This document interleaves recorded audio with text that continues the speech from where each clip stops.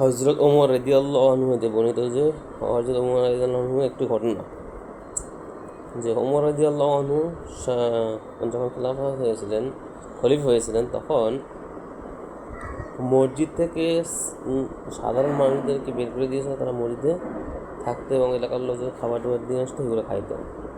কিন্তু এখানে প্রেক্ষাপটে দেখা যায় তারা ওই খাবারের উপর নির্ভরশীল, যে মানুষ আমাদের খাবার পৌঁছায়।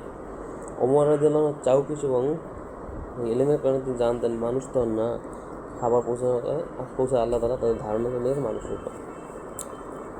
এই জন্য ওমর রাদিয়াল্লাহু আনহু বলেন, এই জন্য ওমর লাঠি দিয়ে পিটিয়ে তাদেরকে বাইর করে দিয়েছেন কম বেশি রকমের মসজিদ থেকে।